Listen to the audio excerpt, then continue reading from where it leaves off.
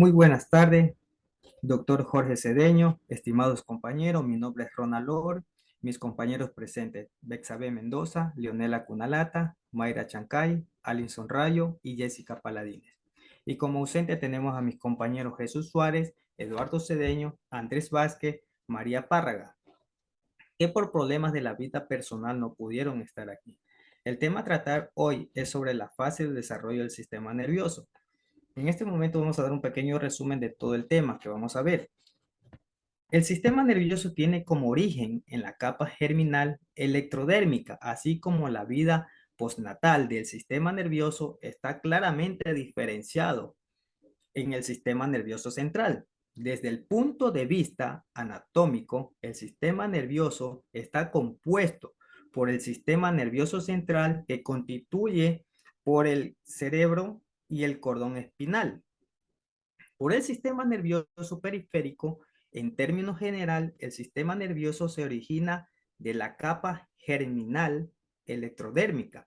Parte de esta capa electrodérmica da origen a primero las células de la cresta neural.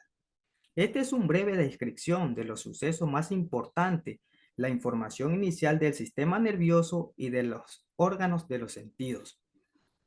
Procedemos a ver el siguiente tema, que es sistema nervioso central. Es el centro del control del cuerpo humano compuesto por el cerebro y de la médula espinal.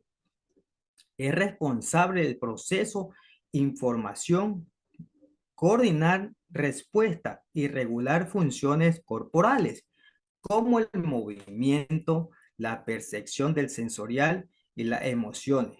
Su estructura altamente especificada permite la comunicación rápida y eficaz entre diferentes partes del cuerpo. Gastrulación y la diferenciación de células progenitoras neurales. La gastrulación y la diferenciación de células progenitoras neurales son procesadas fundamentalmente en el desarrollo de embriones humanos. La gastrulación es la etapa en la que el embrión se transforma en una estructura trilaminar compuesta por tres capas germinales, que son las siguientes: ectoderma, mesoderma y endoderma. Durante este proceso, las células embrionarias comienzan a migrar y organizar en este capas, lo que establece la base para la formación de tejido y órganos. En cuanto a la diferenciación de células progenitoras neurales, ocurren principalmente en el ectodermo, la capa más externa del embrión. La célula progenitora neural son células madre y especificadas que tienen el potencial de convertir la diferente tipo de células del sistema nervioso como neuronas y células gliales y células de soporte. A continuación sigue mi compañera con el tema.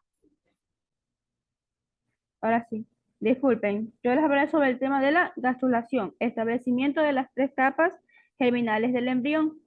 La capa neural se forma gracias a la inducción de las células, que mientras migran debajo del epilastro a través del nodo de Hensen y de la línea primitiva, para convertirse en endodermo y mesodermo. El nodo Hensen actúa como un centro organizador y es definido como un grupo de células que emiten señales, capaces de inducir y colaborar con el establecimiento del patrón del tejido embrionario.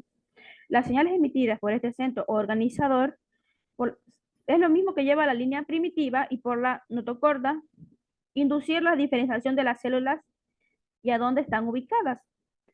En gran medida sean interiores al nodo de Hensen, convirtiéndolas en células proteínicoras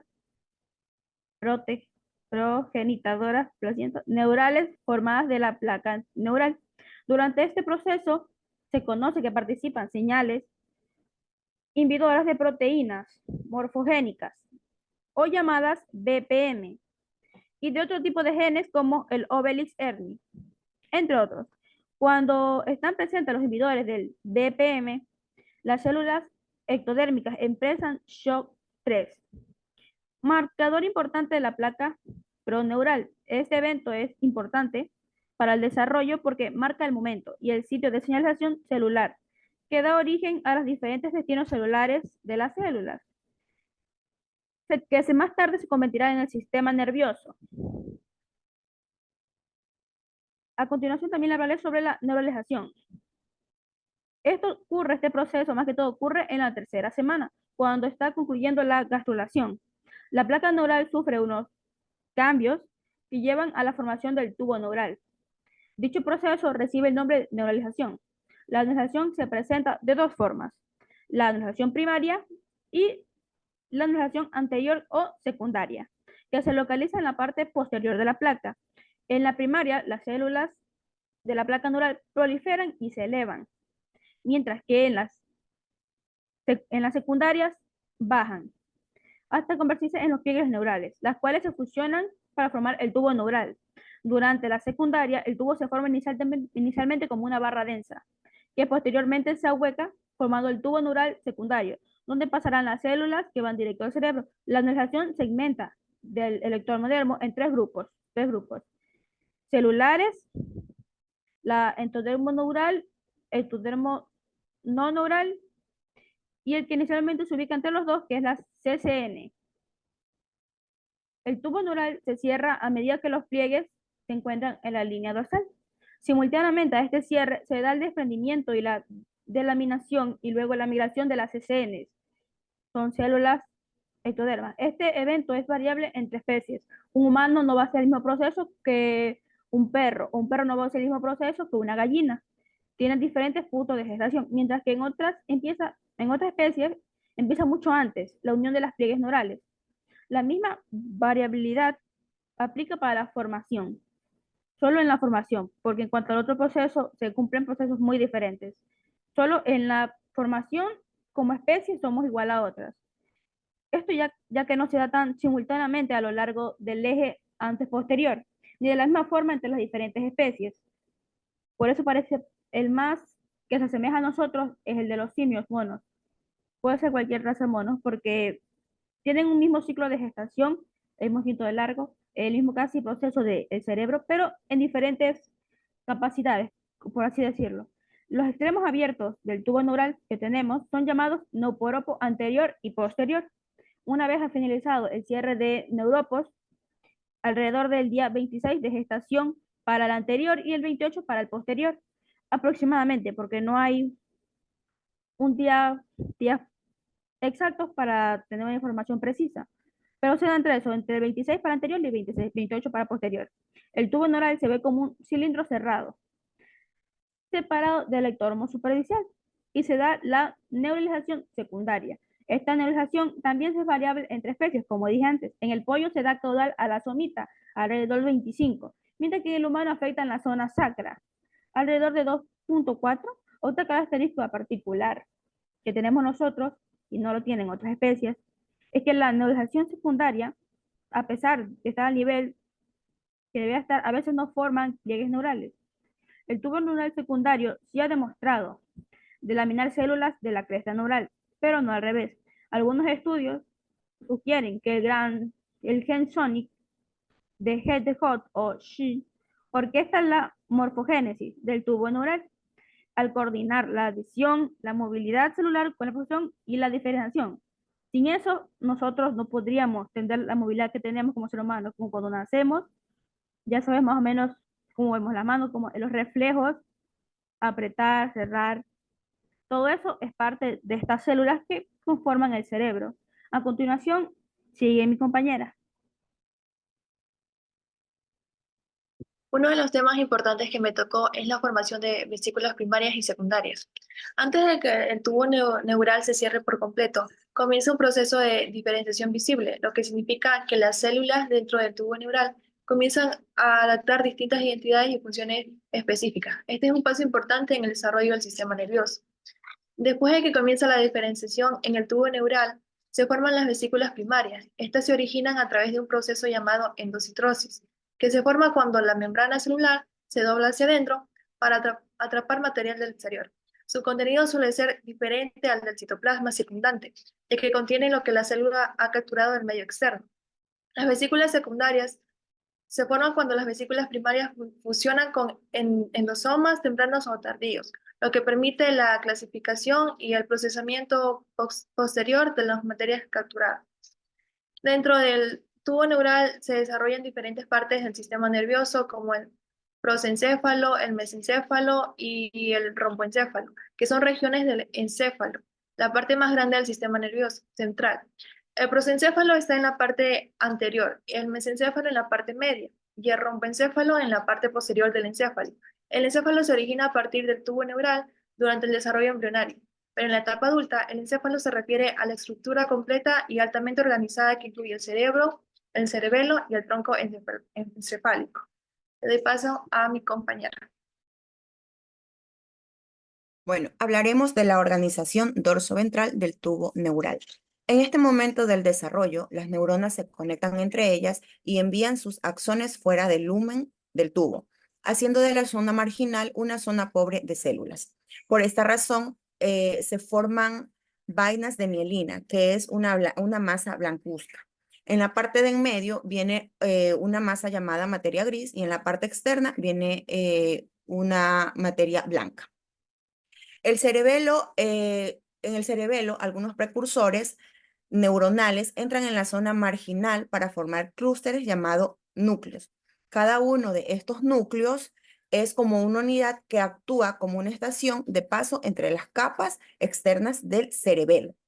Dentro del cerebro existen tres capas que tienen similitud a las del cerebelo, pero a diferencia de que estas durante el desarrollo van cambiando. Vamos a hablar también acerca del sistema nervioso periférico. En el sistema nervioso periférico craneal comprenden los ganglios sensoriales. Estos están compuestos por neuronas sensoriales y también por los nervios craneales. Los ganglios sensoriales se originan de la CCN, que vienen a ser las células de la cresta neural, y de placodas ectodérmicas. Aunque ambos componentes provienen del reborde de la placa neural, restringen el área cefálica y también se distribuyen a lo largo del embrión. Las placodas son engrosamientos transitorios del tejido endodérmico craneal. También entendemos que las placodas no son solo estructuras que reciben señales, sino que a medida de que se van desarrollando, también van generando y van desarrollando señales, que son estructuras, que son de cuando recibimos estímulos cercanos. Bueno, a continuación paso a mi siguiente compañera. Formación de placodas. Pueden ser sensoriales, las cuales contribuyen a la formación de los ojos, sistema acústico lateral y órganos olfatorios, o pueden ser neurogénicas, formadoras de neuronas sensoriales de los ganglios craneales. Todas las placodas, excepto la del cristalino y la adenohipoficial, originan neuronas, además de otros tipos celulares. Las neurogénicas se dividen en dos tipos según su localización y se dividen y destino en las dorsolaterales, trigeminal y óptica, que ocupan una posición relativamente dorsal y lateral al cerebro posterior, y en las epibranquiales, ubicadas ventralmente a la placoda óptica y dorsocaudal de las hendiduras faringeas. De la placoda trigeminal se generan las neuronas sensoriales de los lóbulos oftálmicos y maxilomandibular del ganglio de trigémino. De la placoda óptica se forman los precursores del epitelio sensorial del oído interno y las neuronas del nervio olfatorio. Las placodas epibranquiales dan origen a las neuronas viscerosensoriales de los nervios faciales, glosofaríngeo y vago. Estas neuronas inervan órganos internos para transmitir información como frecuencia cardíaca, presión arterial y distensión abdominal de la periférica al SNS. Más específicamente, las placodas epibranquiales contribuyen únicamente con las neuronas viscerosensoriales del ganglio distal de los nervios craneales, inervando los órganos viscerosensoriales y los brotes del gusto. Por otro lado, la placoda adenohipoficial origina el lóbulo anterior de la glándula pituitaria y las células secretoras endocrinas de la pituitaria. La olfatoria forma el epitelio olfatorio de la nariz y los anexos de las neuronas sensoriales que se proyectan al bulbo olfatorio, órgano vomeronasal y nervios terminales. Además, todas las células gliales que ingresan y migran hacia el cerebro. A continuación le doy paso a mi siguiente compañera. A medida que transcurre el desarrollo, las placodas se separan. La combinación de genes expresados cambia. Se activan nuevos genes como el TBX2 en las placodas tridimensionales, ópticas y lens, restringiendo a la placoda de cristalino. Así podemos ver que entre los factores reguladores del desarrollo de las placodas está la familia de genes SIG, EYA y PAX, expresado en todas las placodas sensoriales de los vertebrados. Es importante aclarar que estos genes no están expresados en sus respectivas placodas, sino también en sus derivados. Conclusiones.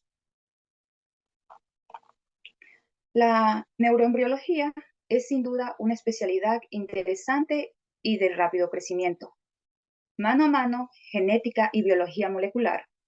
Poco a poco fueron juntadas las piezas de este rompecabezas y logran entender cómo funciona el desarrollo cerebral.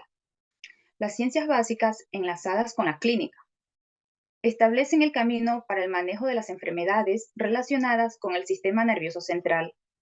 Se conocen genes específicos que poseen funciones particulares en la organización neuronal. Tanto el entendimiento molecular del proceso del desarrollo neuronal brindará verdaderas herramientas de prevención, diagnóstico y tratamiento para varias patologías.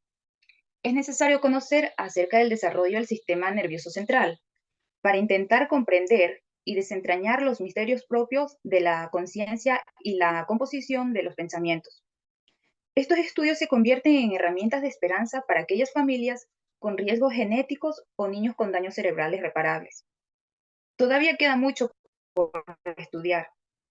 Como dice una frase anónima, si el cerebro humano fuese tan simple que pudiésemos entenderlo, entonces seríamos tan simples que no pudiésemos entenderlo.